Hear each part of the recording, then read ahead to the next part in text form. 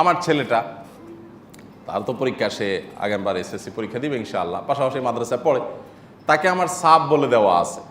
এবং বাসায় আমার স্বামী স্ত্রী দুজনেই বলি, দেখো বাবা, খুব আহামরি ভালো কোনো ফলাফল আমাদের দরকার নেই। তুমি যদি মোটামুটি ভালো ফলাফল করতে পারো তো আলহামদুলিল্লাহ, না করতে পারলেও আলহামদুলিল্লাহ, কোনো টেনশন নিও না। তোমার উপর কোনো চাপ নাই। চাপ একটাই, তুমি 5 ওয়াক্ত নামাজ ওয়াক্ত মতো পড়ো, তুমি সব ভালো কাজগুলো ঠিকমতো করো, সকাল সন্ধ্যার দোয়াগুলো ঠিকমতো করো, প্রতিদিনের কোরআন তেলাওয়াতটা ঠিকমতো করো, তোমার যে গাইডলাইনগুলো আমরা দেই সেগুলো একটু মেনে চলো, পাশাপাশি তোমার পড়ালেখাটা তুমি ঠিক রাখো, পরীক্ষার আগে সিরিয়াসনেস সাথে চেষ্টা করো, পড়ালেখা করো।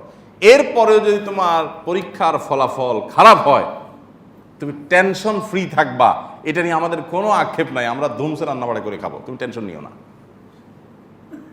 আমার মেয়েও এবছর দাখিল এসএসসি পরীক্ষা দিছিল। আমি সকালে একটা টেলিভিশন চ্যানেলের প্রোগ্রামে গেছি, দেখি যে ফোন বাসা থেকে, কি হয়েছে, সে পাস করছে, আর্ন করছে। আমাকে আলহামদুলিল্লাহ।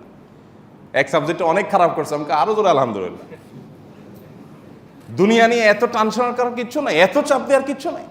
বেশিরভাগ অভিভাবকরা সন্তানদেরকে এমন প্রেসার দেন, নকল কেউ সাধে করে, কারণ ওর জন্য একটা ডু অর ডাইয়ের ব্যাপার। আপনি এই পর্যায়ে নিয়ে গেছেন ছেলেকে, আরে বাবা কিসের ডু অর ডাই?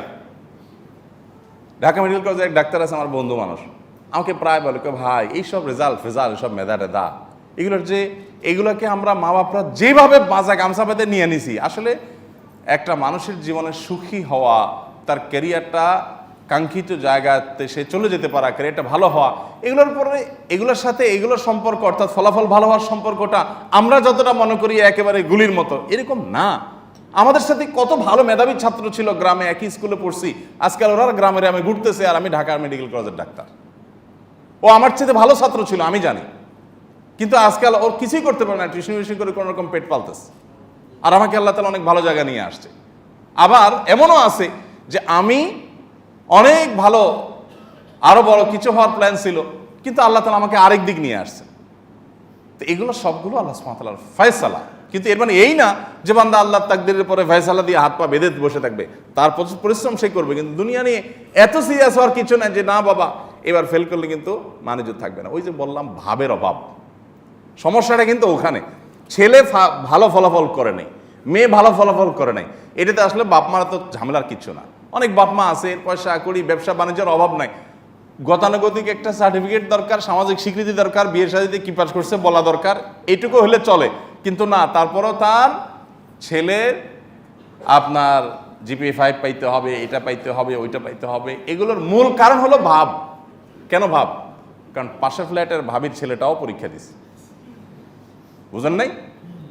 তো ও হয়তো ভালো ফলাফল করবে, তখন আমারটা যদি খারাপ করে মানুষ যদি থাকবো, ভাবিতে এসে ঠিক আছে জিজ্ঞেস করবো, বোন কি খবর আপনার ছেলের, তখন কি বলুন? এই যে ভাবের অভাব, আরেকজনের কাছে ভাব ধরতে গিয়ে আমার পোলাটারে গলা টিপে মেরে ফেলতেছে। কত ছেলে মেয়ে এই ফলাফল প্রকাশের পর আত্মহত্যা করে, প্রায় প্রতি বছরই এই নিউজগুলো আমরা পত্রপত্রিকায় দেখতে পাই। কেন হয় এগুলো? নির্মম বাস্তবতা হলো পরিবার থেকে ইম্যাচিওর ডিসিশন নেওয়া হয়, ইম্যাচিওর আপনার চিন্তাভাবনা লালন করা হয়, এবং এগুলো সন্তানের উপরে প্রয়োগ করা হয়, সন্তান সে নিতে পারে না। এই জন্য নিজের সন্তানকে সাপোর্ট দিতে হবে। এর মানে এই না যে সে উল্টাপাল্টা করছে, বন্ধু বান্ধবকে নিয়ে আড্ডা মারছে, আজে বাজে কাজে ব্যস্ত ছিল, পড়ালেখা করে নাই, তারপর আমি তাকে সাপোর্ট দিব, আমি সেটা বলি নাই। তাকে আপনি শাসন করেন যে বাবা তোমার ফলাফল নিয়ে আমার আপত্তি নেই, আপত্তি হলো তোমার অ্যাটিটিউড নিয়ে, আপত্তি হলো তোমার লাইফস্টাইল নিয়ে, আপত্তি হলো তোমার সময় নষ্ট করা নিয়ে, আপত্তি হলো তোমার চেষ্টা না করা নিয়ে। তুমি চেষ্টা করছো, তোমার চেষ্টা আমি স্যাটিসফাইড, আলহামদুলিল্লাহ। আমার পরীক্ষা তুমি পাস করে গেছো, ওই মাস্টাররা রেজাল্ট কি দিবে না দিবে ওইটা আমার দেখার কোনো দরকার নাই। ওটা তুমি পাস করছো আলহামদুলিল্লাহ, না পাস করছো তাও আলহামদুলিল্লাহ, তুমি এটা নিয়ে কোনো টেনশন নিয়ে নিও। পাশের বাসার কোনো ছেলে পরীক্ষা দিছে, নিচের ফ্ল্যাটের কোনো ছেলে পরীক্ষা দিছে, তার সাথে তোমার কম্পিটিশন করতে হবে, এই অসুস্থ প্রতিযোগিতা আমার দরকার নাই। তার সাথে তোমার কম্পিটিশন হবে ফজর নামাজ নিয়ে। ওই ভাবি যদি জিজ্ঞাসা করে যে বোন আপনার ছেলের কি খবর, আমার ছেলে তো জিপিএ 5 পাইছে, জিজ্ঞাসা করবেন যে আপনার ছেলে কি ফজর নামাজ পড়ছে আজকে, আমাদের সাথে পড়ে নাই, আমার ছেলে পড়ছে আলহামদুলিল্লাহ। এটা হবে আমার ক্যান্ডিডেটের জায়গা, এটা হবে আমার কম্পিটিশনের জায়গা। আল্লাহ আমাদের অভিভাবকদেরকে বোঝার তৌফিক দান করুন।